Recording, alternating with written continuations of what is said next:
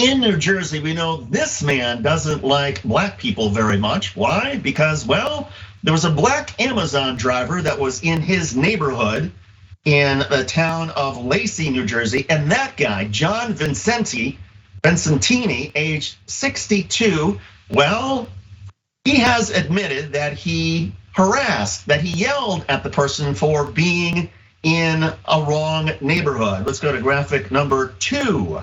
Vincentini followed the delivery driver with his car into a cul-de-sac where the driver was making deliveries. He parked his car to block the delivery vehicle and confronted the driver. Vincentini asked the driver why he was in his neighborhood, further asking if he understood that it was a racist neighborhood. Then asked the driver if he wanted Vincentini to head back to his car, get his rifle, and shoot the driver in the head. The Amazon driver drove away and contacted Lacey police. Now, Mr. Vincentini, age 62, is being charged with bias, intimidation, and terroristic threats.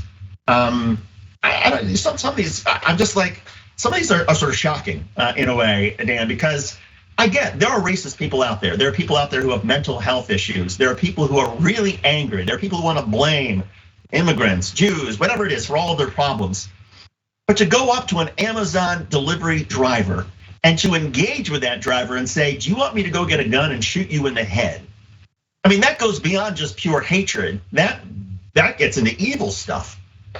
Yeah, I mean, maybe just because of dealing with similar things in my life, I sort of take it to its cartoonish example. This guy shouldn't be mad at the Amazon delivery worker. Silly Amazon for not knowing that this is a designated racist only neighborhood. So they got to make sure to only send the racist Amazon truck driver to them. Really, the guy should really be a little bit more reasonable and realize that he should be blaming it on the truck driver. He should be blaming it on the entire system that is missing this like note to make sure he doesn't go to the racist only neighborhood. Yeah, I'm very much stuck on that part.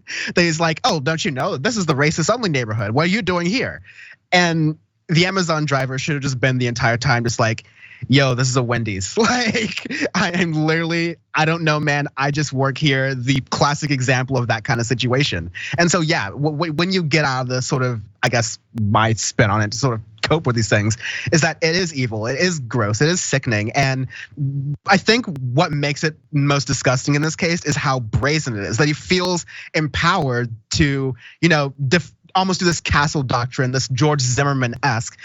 I've elected myself to be the neighborhood watch, and I've decided who is and who isn't suspicious based on my own prejudices. This is just way more wearing it on his sleeve and mask completely off, or maybe a different kind of mask completely on. Well, and if he wants his mask on and he wants everybody to know about it, and he wants everybody to know that in Lacey, New Jersey, there is this neighborhood where we only want white people, then maybe they should put up some Klan signs and make it very clear, put up some billboards saying that we only want white people here. And by the way, if you got an issue with that, contact John Vincentini, here's his email and phone number, and then Mr. Vincentini can see what sort of reaction people will have. And then maybe he might have a slightly different opinion about his racism, but maybe not. People have seen those signs. Go ahead. I was gonna say, people have seen those signs that are like, in this house we believe. Well, you could just put a racist spin on that with that guy's contact information, and yeah, we'll see what happens and see if his mind changes.